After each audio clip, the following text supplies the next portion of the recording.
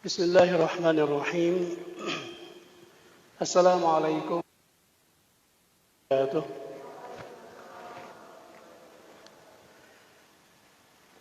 Alhamdulillah, alhamdulillahilladzi hadana li wa ma kunna linahtadiya laula an hadana Allah. La ilaha illallah wahdahu la syarika lahu. Muhammadan abduhu wa rasuluh. لا نبي ولا رسول بعده. أما بعد فقال الله تعالى في القرآن الكريم قائلين أعوذ بالله السميع العليم من الشيطان الرجيم إن الله وملائكته يصلون على النبي يا أيها الذين آمنوا صلوا عليه وسلموا تسليما. وقال تعالى في آيات أخرى قل إن كنتم تحبون الله فاتبعوني يحببكم الله ويغفر لكم ذنوبكم. صدق الله العظيم. اللهم ارحمنا بالقرآن الكريم. Ikhwatal iman, ma'asyiral muslimin wal muslimat yang dimuliakan Allah Subhanahu wa taala. Bapak-bapak dan ibu-ibu, para pemuda-pemudi, para sahabat Al-Quran, jamaah setia Kuantum Tarbiyah yang saya cinta. Semoga kita semua senantiasa diberikan keistiqomahan oleh Allah Subhanahu wa taala untuk senantiasa mengisi waktu-waktu seluruh aset kenikmatan yang diberikan kepada kita dalam rangka kita taat kepada Allah Jalla wa'ala, dan juga membuktikan komitmen kita dalam ittiba, meneladani dan mahabbah kepada Rasulullah sallallahu alaihi wasallam. Wabil khusus saya ucapkan doa, ya, ajarakallahu atau taqabbalallahu minna wa minkum, ya, siyamana wa siyamakum wa jami'a amalina salihah. Semoga Allah Subhanahu wa taala menerima seluruh amal-amal ibadah kita, amal soleh Bapak Ibu semua. Wabil khusus salah satu ibadah spesial di bulan Muharram ini adalah yaitu ibadah saum. Ya, mungkin bagi yang melek di sosmed kemarin banyak tersebar, ya, beberapa meme ataupun artikel, tulisan-tulisan tentang usbu' siyam, ya, minggu puasa atau minggu siam di bulan Muharram. Baik kemarin sejak tanggal mungkin hari Kamis, bagi yang Senin Kamis begitu, ya, hari Jumatnya di mayoritas mungkin sudah melaksanakan ibadah saum Tasu'a, ya, dan hari Jumatnya tanggal 10 Muharram atau hari Ashura.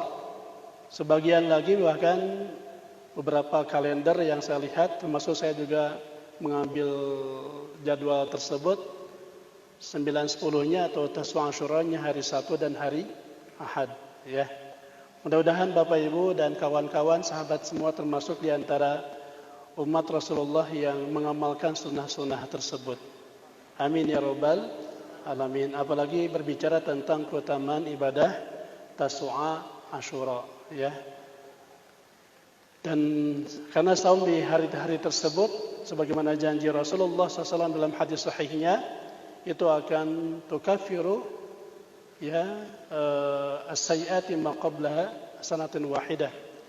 Itu bisa mengkifarati, menghapus dosa-dosa kita setahun yang lalu, begitu. Ini kan saumnya cuma tidak sampai 15 jam satu hari dalam satu tahun, tetapi bisa mendapatkan fadilah, pahala menghapus dosa-dosa kita setahun yang lalu. Paling tidak mudah-mudahan ibadah saum tadi kita diterima oleh Allah, menjadi amalan makbulan, dan saum kita kemarin bisa menjadi wasilah menghapus seluruh maksiat dan kelalaian dosa-dosa kita selama 1 tahun terakhir kemarin. Amin ya rabbal alamin. Dan pada kesempatan kali ini sebetulnya saya sangat berkeinginan ingin membahas tentang ada apa di hari Asyura. Sebetulnya ya, ada apa di hari Asyura ini. Baik yang kemarin meyakini tanggal mau hari Sabtu ataupun hari Minggu, ya masing-masing ya ada ijtihadnya di antara ahlul hisab. Dan kita tahu dan saya yakin antum sudah mendapatkan penjelasan dari para guru-guru kita sebelumnya, para asatidah tentang keutamaan di bulan Muharram ini. Ya, kenapa juga Rasulullah kemudian melaksanakan ibadah saum, Tasu'a, Asyura. Selain ada upaya untuk membedakan kita dengan apa yang dilakukan oleh kaum Yahudi, mereka juga sama, saum di hari Muharram ini, ya.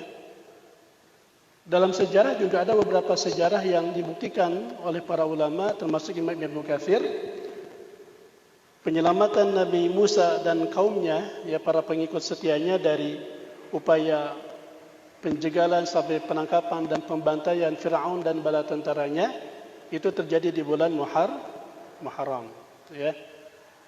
Begitupun juga penyelamatan Nabi Nuh alaihissalam ketika dibakar oleh Raja Namrud, orang kafir yang membangkang dari syariatnya pada saat itu pun terjadi di bulan Muharram. Namun terlepas dari semua fadilah dan keutamaan sejarah di bulan Muharram, ada satu keyakinan yang ini harus kita waspadai. Dan ini sudah menjamur di Indonesia, termasuk di Garut. Terutama sejak masuk aliran dan ideologi atau sekte ini sejak tahun 1979. Ya, sejak berapa tahun tuh? Hampir 40 tahun yang lalu, 41 tahun yang lalu. 1979 itu mulai masuk ke Indonesia. Selain mereka melakukan ritual-ritual yang syarat dengan syirik, kemusyrikan kepada Allah, kesesatan dan penyimpangan akidah, juga mereka melakukan penghinaan, bahkan pelaknatan hingga pengutukan yang begitu keji kepada para sahabat-sahabat Rasulullah SAW yang mulia, termasuk keluarga Rasulullah. Dan kemudian mereka tumpahkan dan mereka curahkan semua kebencian itu kepada terutama para khulafaur rasyidun, Abu Bakar, Umar, Uthman, ya, dan beberapa sahabat yang lain, termasuk kepada ibunda Aisyah, istri tercinta Rasulullah. Mereka tumpahkan kebencian itu di hari Asyura. Betapapun dengan alibi sebagai peringatan bentuk duka cita atas kematian ya Husain bin Ali bin Abi Thalib atau cucu dari Rasulullah sallallahu alaihi wasallam yang dikenal dengan peringatan hari Asyura. Pernah dengar belum?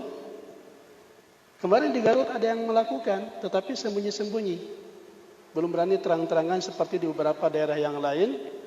Nah, yang kemarin terang-terangan tetapi kemudian didemo dan dinasihati, ditegur oleh beberapa komunitas umat Islam, itu yang terjadi di Geger Kalong, ya, di Bandung, Bapak Ibu. Ya, isinya sebetulnya ya selain tadi berisi dengan kemusyrikan dan bentuk kebencian yang sangat keji kepada Rasulullah dan kepada keluarga Rasulullah dan beberapa sahabat, ya. Dan sangat syarat dengan praktek-praktek yang itu sama sekali tidak diajarkan oleh baginda Rasulullah SAW. Lalu dengan mengatakan statement mereka bahwa semua tanah adalah tanah atau semua hari adalah hari Asyura dan seluruh tanah adalah tanah Karbala. Sudah paham apa yang saya maksud? Komunitas siapa yang dimaksud atau mana? Itulah komunitas Syiah, gitu ya. Ya, sebetulnya saya ingin membahas tentang Syiah, cuman bukan kapasitas saya di kajian tafsir ini, ya. Tapi sekilas saja saya sampaikan, Karena saya mencari ayat yang secara spesifik membahas tentang kelompok ini, memang tidak ada ayat Quran membahas tentang Syiah. Sikap mereka yang tadi menyakiti Rasulullah dan orang-orang yang beriman bersamanya, terutama para sahabat, itu ternyata saya baru ingat, baru ketemu tadi ba'da salat asar, ya. Cuma belum saya sempat bahas tafsirnya. Insyaallah lain kali kita bahas.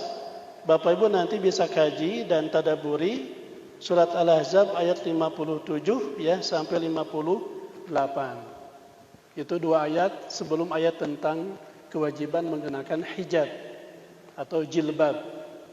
Ya, kalau bagi ibu-ibu akhwat yang meyakini kewajiban atau syariat hijab pasti tahu dalilnya. Itu Al-Ahzab ayat 59. Kalau di mushaf di sebelah kiri itu, ya. Satu halaman terakhir ya sebelum masuk surat Saba.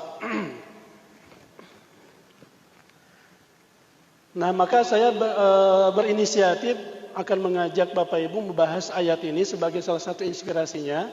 Surat Ali Imran ayat 30. Ayat berapa tadi? 31 ya. Tapi nanti nyambung betapun tidak saya bahas tafsir dengan apa yang Allah sampaikan di surat Al-Ahzab ayat 57 sampai 58. Nanti saya bahas sebelum masuk kepada kajian tafsir. Ini saya akan mengajak Bapak Ibu untuk mentadaburi firman Allah Subhanahu wa taala surat Ali Imran ayat 31 yang tadi sudah dibacakan bersama-sama. A'udzu billahi minasy syaithanir rajim.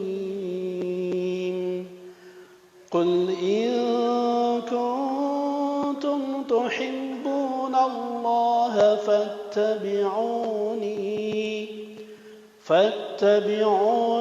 yuhibbukum Allah wa yaghfir lakum dhunubakum wallahu ghafurur rahim. Ya, baik. Sadaqallahul azim. Allahumma arhamna bil Qur'anil karim.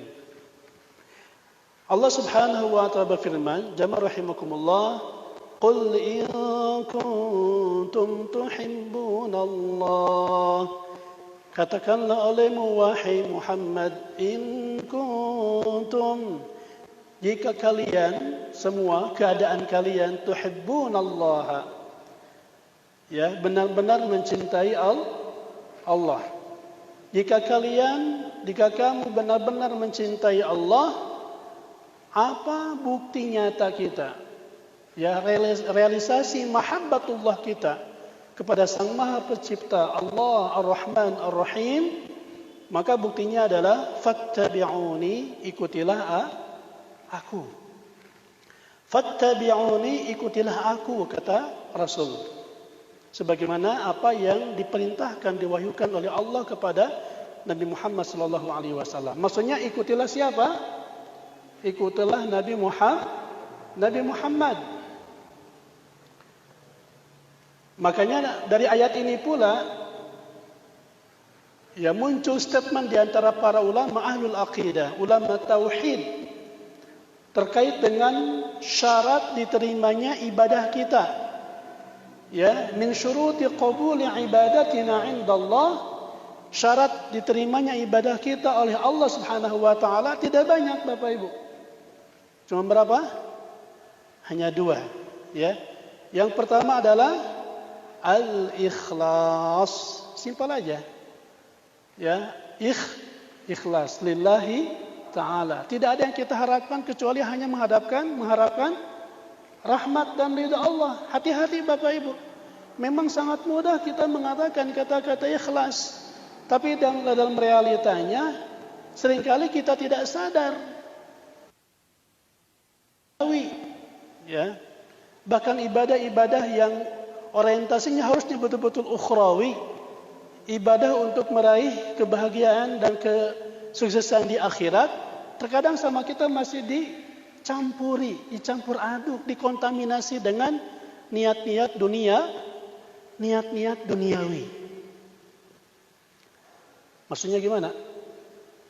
Ibu merasa sering nggak kita ibadah Ibadahnya ibadah kepada Allah, tapi dalam hati kita, niat kita berharap keuntungan dan kebahagiaan dunia. Hati-hati nanti kita bisa kena prank nanti. Tahu-tahu zoom aja di akhirat itu. Ya, hati-hati kita jangan hanya mengeluh sering kena prank sama sebagian penguasa, ya, si fulan misalnya, di prank terus gitu kan. Konon kemarin para pegawai ataupun pekerja yang gajinya di bawah 5 juta akan dapat 600.000 dari pemerintah per 5 Agustus, ya. Nyata-nyatanya terjadi gitu ya. Sebagaimana ya berbagai prank-prank yang lain udah. Enggak usah dibahas, bisa jadi makan. Jadi bisa pada ngamak ya. Dari ke demo ke Jakarta gitu. Nanti dia hati-hati juga Bapak Ibu nanti di prank di akhirat. Ini lagi ngetren istilah prank gitu ya. Bagaimana saya pernah mendapatkan satu tulisan tentang waspadai prank yang berbahaya nanti di akhirat. Seseorang yang merasa ahli ibadah, ahli tahajud, ahli qiyamul lail, ahli salat duha, ahli infak, ahli sedekah dan sebagainya, ahli salat berjamaah. Tetapi ketika di akhirat semua amal pahala tersebut atau pahala ibadah tersebut tidak didapatkan, tidak ada sama sekali. Ya. Kalau bahasa hadis adalah orang-orang yang muflis, ya. Saya istilahkan dengan orang yang kena prank, tahu-tahu zoom aja enggak ada pahalanya. Selain orang yang di dunianya seringkali mendolimi orang lain dengan lidahnya, dengan tangannya sering menyakiti, itu yang dibahas dalam hadis itu. Ternyata ada harus lebih diwaspadai lagi oleh Bapak Ibu semua. Bisa jadi pahala ibadah kita semuanya tidak ada. Betapun kita baik, kita tidak pernah menyakiti orang lain, ya, tidak pernah menggibah atau sangat minim kita menggibah, berbohong kepada orang dan sebagainya. Tetapi ketika ibadah-ibadah kita pada saat itu orientasinya adalah keuntungan atau orientasinya adalah duniawi, bisa jadi pahala tersebut sudah tidak ada. Dan itu ada hadisnya. Sebagai contoh ketika orang yang paling ini mungkin rajin sholat duha, ya. Kan diantara doa khas duha apa? Allahumma in kana rizqu fis sama'i fa'anzilhu wa in kana fil ardi fa'akhrijhu wa in kana ba'idan faqarribhu wa in kana haraman fatahhirhu wa in kana bla bla bla dan seterusnya lah. Insyaallah Bapak Ibu hafal ya. Ini doa ini sangat populer sekarang, doa yang sangat favorit di musim pecaklik masa pandemi seperti ini. Betul Bu? Kerheret serat rizki, hoyong kengeng rizki, rajin salat duha. Niatnya pengen dapat rizki. Kalau dalam hati sesuai dengan doanya, kita orientasinya pengen dapat rizki, pengen dapat duit, gitu ya, pengen dapat hal-hal yang tadi duniawi, dan Allah kasih sesuai dengan keinginan kita. Yang pengen dapat uang dikasih uang, pengen dapat pekerjaan dikasih pekerjaan, yang pengen dapat keuntungan laba besar dalam perdagangan atau bisnisnya Allah kasih, yang pengen dapat jodoh Allah kasih jodoh misalnya, ya. Nah kalau ternyata memang obsesinya itu ketika kita beribadah, salat duha, tahajud atau yang lainnya, maka kata nanti di akhirat kata Allah, ya udah kamu udah dapat bagiannya di dunia sesuai dengan keinginan kamu. Pahalanya tidak ada. Gara-gara apa tadi? Tidak lillahi ta'ala, tidak ikhlas. Ini perlu saya bahas sekilas sajalah, mumpung emut Bapak Ibu ya. Karena kemarin ada yang bertanya tentang itu, kekeh minta doa biar dapat rizki, ya. Saya udah rajin salat duha Ustaz, tapi dikesakan heret gitu ya. Dagang rugi terus dan sebagainya. Sudah ruginya berulang kali ya, berlipat-lipat. Ya ibadahnya tidak lillahi ta'ala, Allah tidak kasih karena mungkin tidak ikhlas, begitu ya. Dan yang paling berat lagi adalah ruginya apa? Ada kesalahpahaman. Terutama masalah memahami tentang hakikat ikhlas. Baik, intinya harus ikhlas ibadah apapun. Ini penting karena ini masalah akidah. Yang kedua, dari ayat ini juga ulama kemudian menegaskan sepakat madzhabul arba'ah, syarat ibadah kalian diterima oleh Allah selain ikhlas adalah apa? Al-ittiba'. Kita harus ittiba', harus nyucruk galur sunnah anu dicontohkan, ya, diajarkan oleh baginda Rasulullah sallallahu alaihi wasallam. Seperti perintah ayat ini, fattabi'uni, ikutilah aku. Maka jaminannya apa kata Allah? Kalau kita benar-benar membuktikan cinta kita kepada Allah dengan cara meneladani, mengikuti, menjiplak sepenuhnya apa yang dicontohkan oleh baginda Rasulullah sallallahu alaihi wasallam, yuhibbukumullah, Allah pasti akan mencintai kalian semua. Dibalas dengan cinta dari Allah yang tentu balasan cinta Allah tidak akan berimbang, ya, dengan cinta kita yang kadang seringkali dibumbui dengan, ya, kepura-puraan, ketidaksungguhan dan seterusnya. Wa yaghfir lakum dzunubakum. Jaminan yang kedua, Allah akan mengampuni dosa-dosa kalian, ya, pengampunan dosa. Wallahu ghafurur rahim, dan dialah Allah yang Maha Pengampun, mengampuni semua dosa-dosa kita, dan Allah yang Maha Penyayang. Baik, jamaah rahimakumullah, ini saya sedikit loncat-loncat, ya.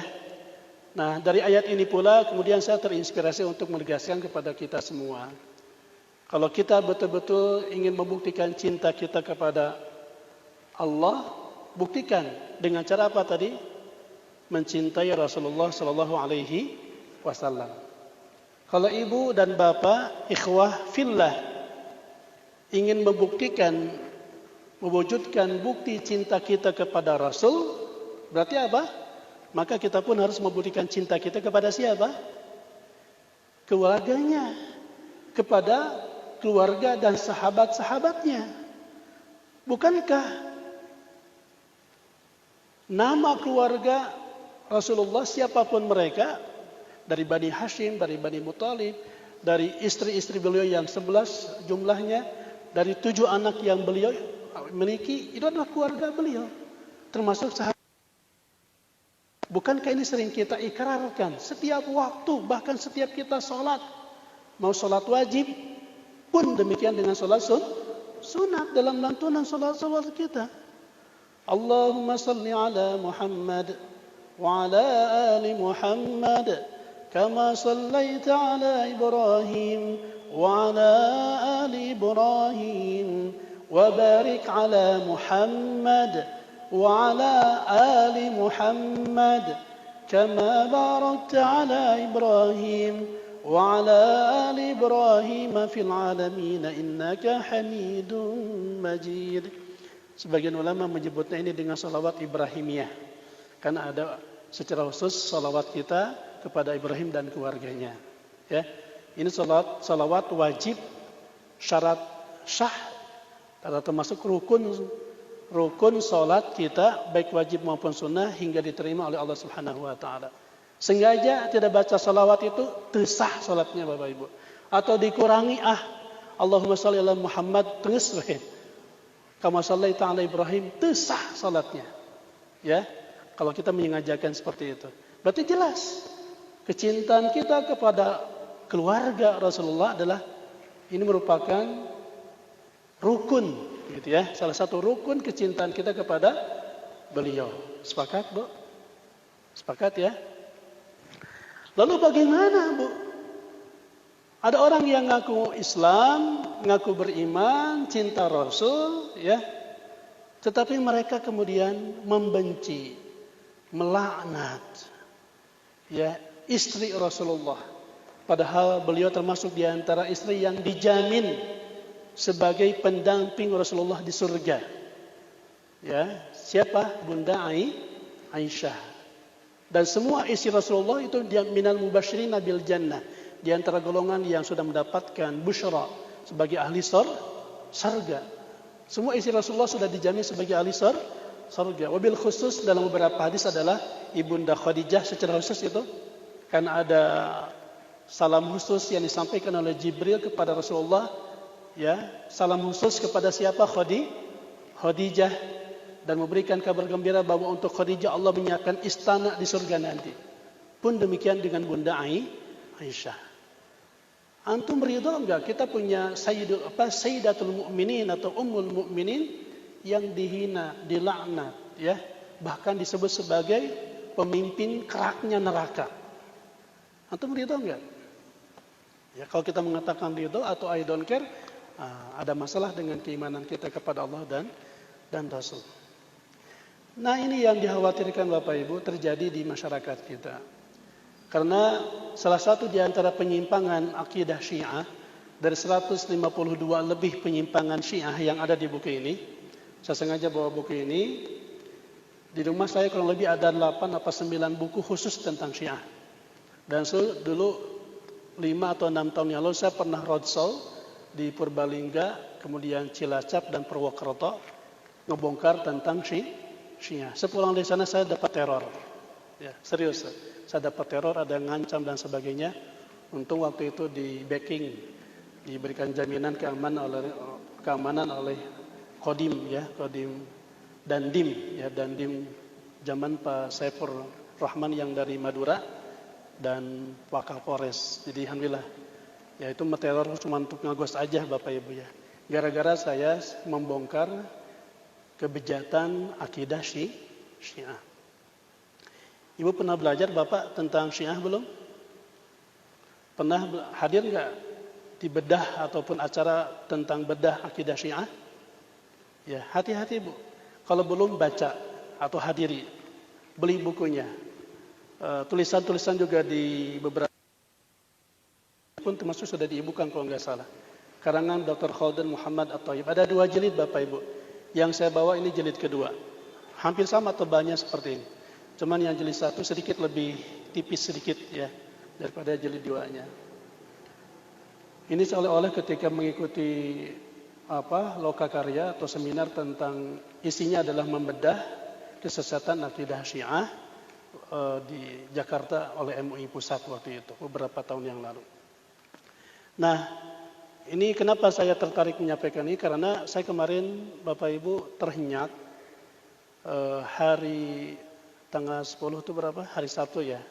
Pas 10 Muharram saya ada pertemuan dengan salah satu pejabat MUI Garut di Komisi Fatwa, tapi dia pun juga diperbantukan di bagian atau divisi khusus tentang penanganan akidah-akidah sesat yang ada di Kabupaten Garut. Ternyata Syiah penyebarannya di Garut sudah sangat masif Bapak Ibu. Ya, ini laporan dari beliau. Kemarin ada laporan terbaru di daerah Cikandang. Saya sebut namanya gak apa-apa. Ada orang Cikandang nggak di sini? Cikajang, Jalur Anu Barika Pakenjing, Bumbulang, Satacan Pemulihan. Ya, dulu saya 10 tahun ke sana ke daerah Pakenjing, Bumbulang. Di Cikandang kemarin ada laporan terbaru baru seminggu yang lalu ada 132 kakak pengikut aliran Syiah. Ya. Dan pusatnya di Garut di mana? Di Ciparai, dekat sini. Itu pusatnya. Ya. Berakang pesantren atau sekolah Al-Khairiyah. Pesantren tahu itu, ya. Pesantren Wahidin. Dan termasuk kemarin ada informasi terbaru di daerah Salawu, ya, perbatasan Tasik. Cilawu ke sana Bapak Ibu. Cuma memang di Garut belum berani terang-terangan melakukan ritual hari Asyura, ya. Pas memang tanggal 10 Muharram kemarin. Hari Sabtu atau hari Ahad. Kalau saya lihat persis dengan Dewan Dakwah atau Muhammadiyah juga ya. 10-nya itu Sabtu Ahad. Tapi kalau kalender pemerintah atau Depak ya, itu Jumat Sabtu. Kan masing-masing ada istihadnya lah. Yang penting niatnya kita saum sunnah Tasu'a Asyura. Kita disunahkan saum sunnah, itu contoh dari Rasulullah yang harus kita ittiba tadi. Mereka apa yang lakukan Bapak Ibu? Kemusyrikan. Kemarin tersebar viral tuh ya di Geger Kalong Bandung. Jadi siangnya itu kan ada sesajen gitu ya, kija apa? Dan anu ngebawa namina teh. Kemenyan, dupa gitu ya. Dupa atau kemenyan ada macam-macam lah sesajen begitu. Terus menyebut-nyebut ya mengagung-agung nama Hasan. Dan ada rekamannya. Saya dapat dari Ustaz Roni Abdul Fattah ya. salah satu ulama kepercayaan agim di Darut Tauhid, dan memang di bidang dakwah di sana. Itu isinya juga bukan hanya menyebut-nyebut Nabi Hasan, ya, tapi termasuk juga melaknat. Bayangkan Bapak Ibu, ongkoh mengaku cinta Rasul tapi melaknat keluar Bunda Aisyah. Saya ada rekaman video, teman, mungkin lain waktu saya kupas Bapak Ibu ya. 11 atau 12 film video yang isinya ritual tentang pelaknatan mereka kepada Ibunda Aisyah, kepada Abu Bakar, kepada Umar dan Utsman. Bukan tuduhan Bapak Ibu, bukan hoax, benar. Demi Allah, berapa kali sebelum pemerintah kerajaan Saudi melakukan pelarangan ya menerima visa umroh ataupun haji untuk umat Islam dari Iran. Itu 3 tahun yang lalu masih ada itu. Beberapa kali kalau saya keluar dari Raudhah ya, Kang Dodoy, di masjid, Ibu yang pernah haji umroh, dari Raudhah kan langsung ke kiri Ibu ya. Tapi kalau ibu-ibu pasti nggak lewat itu ya, belakangnya kalau ibu-ibu ya, belakang makam Rasul. Kalau bapak-bapak, jamaah laki-laki pasti lewat depan makam Rasul. Di depan makam Rasul mereka nangis-nangis, menjerit-jerit, bersalawat kepada Rasulullah, betul. Tapi pas di depan makam Abu Bakar dan Umar, saya dengar langsung Bapak Ibu, bukan hoax ya. Mereka isinya apa doanya? Melaknat. Coba bayangkan, di dalam Masjid Nabawi, di samping makam Rasulullah mereka melaknat Umar, terutama yang makamnya ada di samping baginda Rasulullah Sallallahu Alaihi Wasallam. Dan ritual ini semakin mereka besar-besarkan di hari Asyura. Ya, selain ada praktek mereka yang antum lihat, ya sering lihat mungkin di video juga di berbagai sosmed, di YouTube banyak. Ya, mereka melakukan penganiayaan terhadap diri kan. Dengan memukul-mukul benda keras lah, logam, benda-benda tajam, mau bedog, mau pedang, anak-anak juga sampai gitu-gitu kan, sama pisau anak bayi juga, sampai berdarah-darah, semakin darah banyak keluar, semakin itu membuktikan kecintaan mereka kepada Rasul dan Ahlul Bait, istilahnya Ahlul Bait, ya. Dan di Garut juga ada komunitasnya IJABI, Ikatan Jamaah Ahlul Bait Indonesia, ada cabangnya. Saya pernah menangani kelompok mereka di salah satu kampus di Garut. Tidak akan saya sebut nama kampusnya. Yang pasti Bapak Ibu, ya hati-hati dengan kelompok ini. Saya merasa berkewajiban menyampaikan ini. Karena kemarin ada amanat dari pihak MUI, saat di pengajian manapun sampaikan ini katanya. Umat Islam harus tahu. Kita mereka, kalau mereka ngaku bukan Islam, udah biarin aja. Sebagaimana Yahudi, Nasrani, Majusi. Ini tapi ngakunya ngakunya Muslim. Dan dalam akidah Islam tidak ada akidah seperti ini. Tidak ada ritual-ritual seperti ini. Kalau mereka ngakunya kami adalah agama Syiah, oke, no problem, itu hak mereka. Cuma ngakunya Muslim. Berbahayanya lagi mengajak umat Islam dalam situasi pandemi seperti ini. Ada catatan di beberapa daerah ada penambahan yang sangat masif kelompok Syiah sampai ribuan orang. Iya, karena dana mereka besar. Datang ke masyarakat Islam yang lemah akidahnya. Arsy-Nya Allah itu di bawah sandalnya Imam Ali bin Abi Thalib. Salah satu kelompok Syiah yang paling bahaya kesesatannya adalah Syiah Rafidhah. Ya. Aku bacain.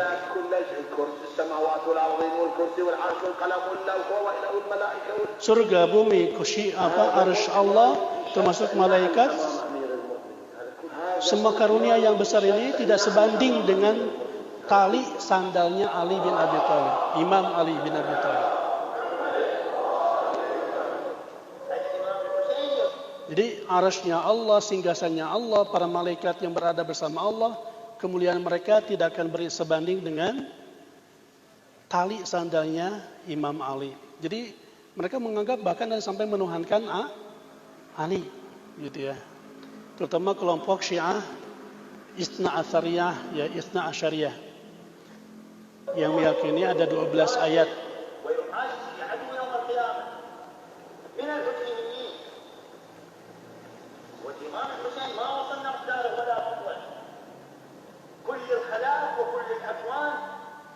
Baik, ini mah spesial aja kajiannya ya. Saya tidak terlalu fokus di tafsirnya, nanti saya sampaikan.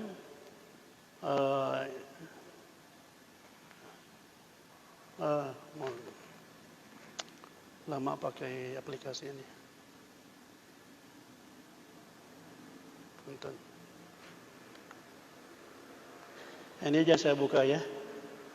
Ini ciri-ciri pengikut Syiah ini harus diwaspadai. Garut sudah lumayan masif Bapak Ibu. Cuman Garut mereka masih taqiyah. Masih menjaga ya, tidak terlalu terang-terangan dan belak-belakan.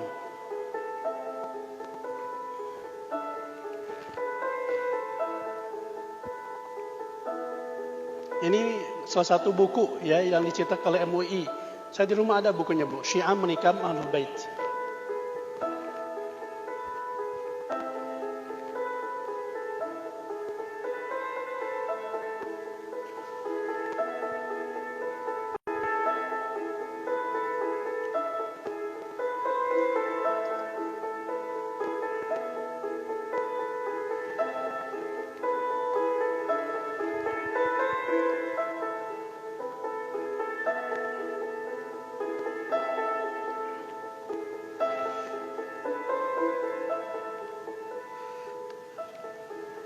Di penyimpangan akidah Syiah itu Bapak Ibu bukan hanya masalah pelaknatan atau mengkafirkan para sahabat, tapi ada penyimpangan dalam masalah iman kepada qada dan qadar, termasuk iman kepada Rasul, ya.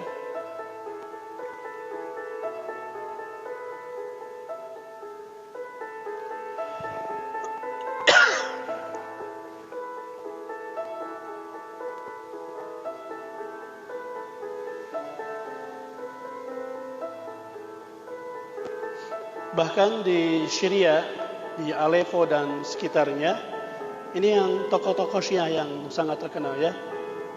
Kang Jala Bapak Ibu ini asli di Garut, di Bandung, termasuk beberapa tokoh selebritis ataupun penyanyi ya, Haddad Alwi. Nah ini salah satu ritual yang mereka lakukan di hari Asyura.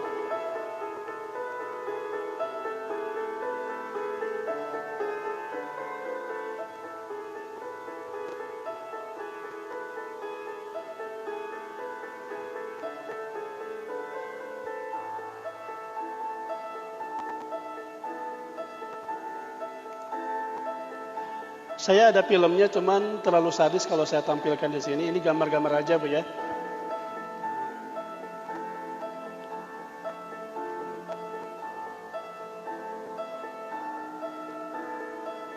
Mereka meyakini semakin banyak darah yang terkucur, ya, dikucurkan dari tubuh mereka, terutama dari bagian kepala, pundak, ya, dan bagian-bagian tubuh lainnya, maka mereka meyakini mereka sudah meraih bonus untuk mendapatkan surga ya, dan berdampingan oleh Imam Ali dan para imamah yang lainnya.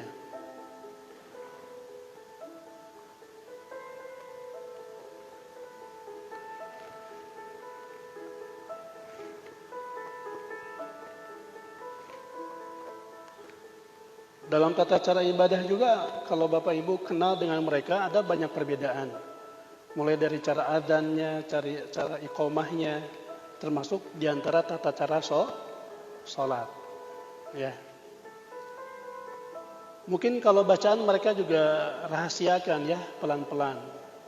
Tapi kalau Bapak Ibu melihat praktek orang ketika sholat, ya, ketika sholat dalam at-tahiyat misalnya, ketika tahiyat tangannya diangkat-angkat seperti ini, ya, itu salah satu ciri khas Syiah.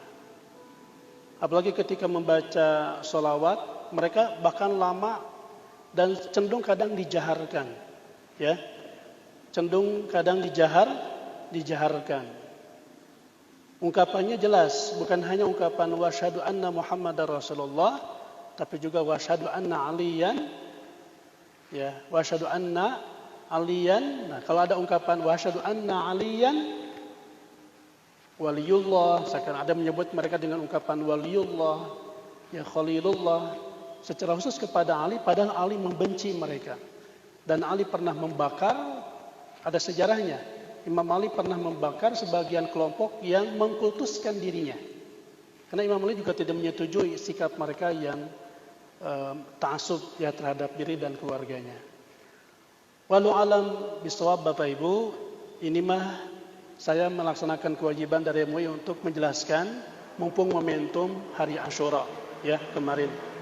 Mudah-mudahan Bapak Ibu lebih termotivasi lagi untuk membaca kembali ya akidah-akidah sesat mereka dan ciri khas ibadah-ibadah ritual mereka yang itu harus diwaspadai. Bilih ada di antara keluarga dan tetangga kita yang terseret ya dengan akidah mereka. Nah, saya langsung kepada inti. Lalu bagaimana kewajiban kita membuktikan cinta kita kepada Rasul dan keluarganya? Ya, pertama adalah tasdiquhu fima akhbara. Buktikan bahwa kita betul mencintai Rasul dan beriman kepadanya, mencintai beliau dengan cara membenarkan apapun yang dikabarkan oleh Rasul. Kira-kira Bapak Ibu bisa memberikan jawaban enggak? Apa alasan kenapa kita harus membenarkan apapun yang disampaikan Rasul? Baik melalui Al-Quran maupun sunnah-sunnahnya. Why? Ada yang bisa jawab? Kita harus membenarkan apa yang dikabarkan, disampaikan oleh baginda Rasul. Kenapa Bu? Akhwat? Halo? Ya, barakallahu Aisan ya. Karena apa yang dikabarkan Rasulullah itulah pasti wahyu. Dan wahyu Rasulullah tidak mungkin pun dusta. Karena wahyu bersumber dari Allah. Bukankah Allah nyatakan wan najmi idza hawa ma dhalla sahibukum wa ma ghawa. Nah, ini ayatnya yang ketiga. Wa ma yantiqu 'anil hawa. Dan yang keempat kata Allah, in huwa illa wahyu yuha 'allamahu syadidul quwa. Ibu jangan pernah meragukan. Selama itu benar bersumber dari Rasulullah, ya, hadis-hadisnya bersumber dari Rasulullah, selama kedudukannya bukan dhaif, maudhu maupun munkar, ya, sahih bersumber dari Rasulullah, maka kita wajib membenarkannya. Karena betapapun ucapan Rasulullah, kalamur Rasul, itu adalah hakikatnya wahyu dari Allah. In huwa illa wahyu yuha. Tadi, wa ma yantiqu 'anil hawa, tidaklah mungkin Rasulullah berbicara sesuatu apapun yang bersumber dari hawa nafsu. Semuanya bersumber dari wahyu. In huwa illa wahyu yuha. Siapa yang mewahyukannya adalah Allah Subhanahu wa taala. Karena memang Bapak Ibu, kalau kita mengkaji hadis-hadis Rasulullah, termasuk juga ayat-ayat Quran, apalagi ayat-ayat Al-Quran, banyak hal-hal yang sulit dipahami oleh akal sehat kita, oleh nalar kita. Terutama tentang kisah-kisah umat terdahulu. Kan bagaimana mungkin Rasulullah tahu? Para Rasulullah ummi, tidak bisa membaca dan menulis. Rasulullah bukan sejarawan, bukan peneliti, riset. Ya, melihat sejarah-sejarah umat terdahulu. Tapi bagaimana Rasulullah tahu tentang sejarah umat Nabi Adam, Nabi Nuh, Nabi Idris, Nabi Ilyasa, Nabi Musa, Nabi Isa. Dari mana Rasulullah tahu? Dari Al-Quran. Termasuk terkait kalau ada hal-hal yang terkait dengan nubuat, ya, tentang tanda-tanda kenabian, apalagi berbicara tentang masa depan. Apa yang terjadi hari ini tentang adanya wabah virus corona atau ta'un, ya, dalam bahasa hadis kan sudah disampaikan Rasul sejak lebih 14 abad yang lalu. Betapun memang nggak disebut khusus corona gitu ataupun virus COVID, enggak. Tapi bahasa Rasul adalah ta'un. Nah, ta'un itu salah satunya adalah diantaranya corona ini, ya. Dan ini pun diantara tanda-tanda akhir zaman. Banyak kisah-kisah ataupun hadis-hadis. Kalau saya leluasa waktunya bisa menjelaskan, misalkan ketika perang Ahzab, kan, perang Khandaq, Rasulullah sedang membuat parit dengan para sahabat. Dan beberapa sahabat sulit menghancurkan satu bongkahan batu yang ada di galian Farid al-Ahzab tersebut di Khandaq, ya.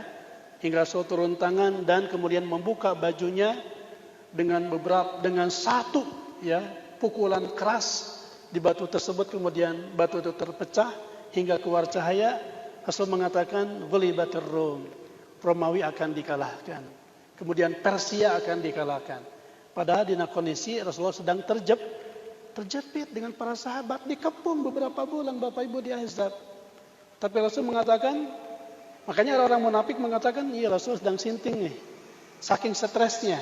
Karena dikepung, tidak berhari-hari, berbulan-bulan tidak bisa keluar dari Madinah, ya, dikepung oleh orang kafir, koalisi bangsa-bangsa kafir, termasuk orang-orang Yahudi dan kafir Quraisy dari Mekah yang balas dendam akan kekalahan di perang Badar.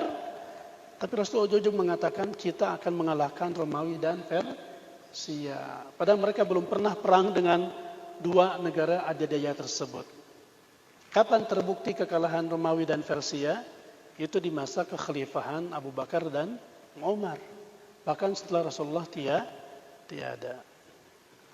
Nanti banyak Bapak Ibu kisah-kisah terkait dengan prediksi beberapa hadis-hadis Nabawi, tanda-tanda akhir zaman. Ya, mangga Bapak 30. Kalau kemarin saya dapat dari salah satu kitab tentang ensiklopedia akhir zaman, 132 tanda-tanda kiamat sugro itu sudah nampak semuanya. Ya, sudah nampak semuanya. Tinggal nanti menunggu munculnya 10 tanda-tanda kiamat kubra. Hadis sahih Bukhari Muslim. Ya. Tapi gejala ke sana sudah bermunculan. Terutama prediksi tentang kemunculan Dajjal. Ya. Baik, yang kedua, cuma 4 poin saja Bapak Ibu saya tuntaskan dengan cepat. Kewajiban kedua kita kepada Rasulullah apa? Mentaati semua perintahnya. Ta'atuhu fima amara. Ta'atuhu fima amar. Ini kewajiban kita yang kedua kepada Rasulullah sebagai bukti cinta kita kepadanya juga.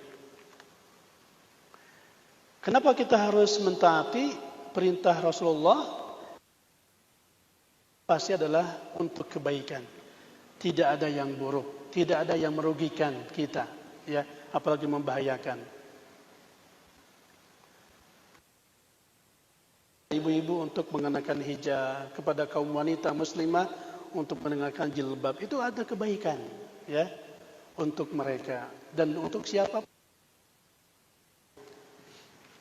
Ini nyambung sekaligus dengan poin yang ketiga Bapak Ibu, ya, kewajiban kita juga kepada Rasulullah sebagai bukti cinta kita kepadanya adalah istinabu ma naha anhu wa zajar. Menjauhi apapun yang dilarang dan dibencinya.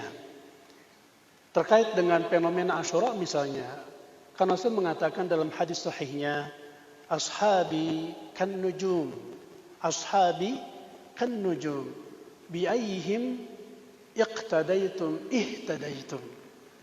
Sahabat-sahabatku, terutama khulafaur rasyidin, kata Rasulullah, mereka adalah bagaikan an-nujum, bagaikan bintang. Bi ayyihim iqtadaitum, kepada siapapun di antara mereka kamu iqtida. Iqtida itu adalah tadi mengikuti, mentaati, mencontoh. Apa yang dicontohkan oleh Abu Bakar, Khalifah Abu Bakar As-Siddiq, apa yang dicontohkan oleh Khalifah Umar bin Khattab, Khalifah Utsman bin Affan, Khalifah Ali bin Abi Thalib dan sahabat-sahabat mulia lainnya, terutama para kutabul wahyi, pencatat wahyu Rasulullah. Betapa mungkin ada perbedaan khilafiyah secara furu', ya. Selama itu bersumber dari para sahabat dan mereka juga bersumber dari Rasulullah, lahir alumni dari madrasah Universitas Nabi, gitu ya. Maka kewajiban kita adalah mengikuti. Kalau kita ikuti mereka, ihtadaitum, kata Rasulullah, maka pasti kalian akan mendapatkan hidayah. Lalu bagaimana kalau mereka kemudian bukannya mengikuti, malah mengkafirkan, melaknat, mengkutuk para sahabat ini? Apakah akan dapat hidayah? Na'udzubillah min dzalik. Sebaliknya, mereka akan semakin tersesat, dhalla dhalalan ba'ida, dan mengundang kemurkaan dan azab dari Allah Subhanahu wa taala. Semoga ibu, bapak, keluarga besar kita dijauhkan dari akidah-akidah seperti ini. terutama dari kejahatan ya agama Syiah. Ya. Dan yang terakhir, tidak la na'budullaha illa bima syar'a. Tidak dikatakan beribadah kecuali dengan mengikuti apa yang disyariatkannya. Ya, yang real saja tadi.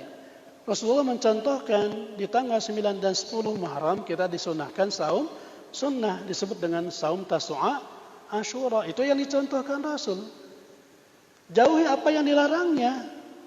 Apa? An-niyahah misalnya. Ya, meratapi dengan suara yang keras, berteriak, yang menjerit. Meratapi meninggalnya seseorang misalnya, termasuk cucu Rasulullah, itu tidak dicontohkan oleh Rasulullah. Jadi dibantah dalam buku ini, ada banyak hadis.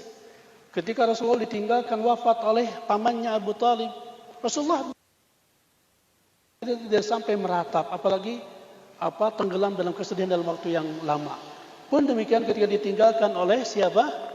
Istrinya tercinta di tahun yang sama. Siapa itu? Khadijah radhiyallahu anha. Enggak ada riwayatnya Rasulullah sampai memukul-mukul tubuhnya dengan pedang, dengan pisau, tidak ada. Pun ketika Rasulullah ditinggalkan wafat oleh seluruh anak-anaknya kecuali Fatimah. Kan Rasulullah semua anaknya ada 7, ya. 6, jangan salah ibu-ibu ya. 6 itu dari Khadijah, 2 putra, 4 putri, dan 1 dari istri namanya Maria, ya, itu salah satu istri hadiah dari penguasa di Mesir. Saya pernah membedah tentang 11 istri-istri Rasulullah. Jadi dari Khadijah itu cuma 6, jangan salah Bu, bukan 7. Yang 1 dari istri yang lain. Jadi Rasul punya anak kandung 7 dari 2 istri, begitu. Nah, ketika ditinggalkan wafat oleh Abdullah, ketika ditinggalkan oleh Qasim, gitu ya, Rasulullah tidak sampai meratapi, apalagi sampai memukul tubuhnya seperti dilakukan oleh kaum Syiah misalnya, dengan klaim mereka mencintai Ahlul Bait, ya. Nah, dalam urusan ibadah mah kita harus melihat contoh Rasulullah, Bapak Ibu, ya. Contoh Rasul. Bukan mengikuti hawa nafsu ataupun apalagi adat istiadat. Wallahu a'lam bishawab. Saya kira sampai di sini saja untuk kajian hari ini. Sudah jam 5.20. Dan ini jadi wawasan untuk kita semua, terutama upaya kita untuk tadi membuktikan mahabbah kita kepada Rasul dan keluarganya dengan 4 hal tadi. Insyaallah ini akan menjadi wasilah kita mendapatkan syafaat, ya, pembelaan dari baginda Rasulullah sallallahu alaihi wasallam. Assalamualaikum warahmatullahi wabarakatuh. Ya, doa nanti bisa. زيادة لنا في كل خير واجعل الموت راحة لنا من كل شر اللهم إنا نسألك الهدى والتقى والعفاف والغنى ونعوذ بك من جهل البلاء ودرك الشقاء وسوء القضاء وشماتة الأعداء اللهم اغفر لنا ولوالدينا وارحمهم كما ربونا صغارا اللهم اغفر لنا ولوالدينا وارحمهم كما ربونا صغارا والمسلمات والمؤمنين والمؤمنات الأحياء من إنك سميع قريب مجيب الدعوات يا قاضي الحاجات اللهم إنا نسألك سلامة في الدين وعافية في الجسد وزيادة في العلم وبركة في الرزق وتوبة قبل الموت ورحمة عند الموت ومغفرة بعد الموت اللهم هون علينا في سكرات الموت اللهم هون علينا في سكرات الموت والنجاة من النار والعفو عند الحساب. ربنا ظلمنا أنفسنا وإن لم تغفر لنا وترحمنا لنكونن من الخاسرين. لا إله إلا أنت سبحانك إنا كنا من الظالمين. لا إله إلا أنت سبحانك إنا كنا من الظالمين. اللهم إنا نعوذ بك من البرص والجنون والجذام وسيء الأسقام. اللهم عافنا في بصرنا، اللهم عافنا في سمعنا، اللهم عافنا في جسادنا. لا إله إلا أنت. ربنا هب لنا من أزواجنا وذرياتنا قرة أعين واجعلنا للمتقين. ربنا آتنا في الدنيا حسنة وفي الآخرة حسنة وقنا عذاب النار. وسبحان ربك رب العزة عما يصفون وسلام على المرسلين والحمد لله رب العالمين. آمين يا الله رب العالمين. سبحانك اللهم وبحمدك أشهد أن لا إله إلا أنت أستغفرك وأتوب إليك. السلام عليكم ورحمة الله.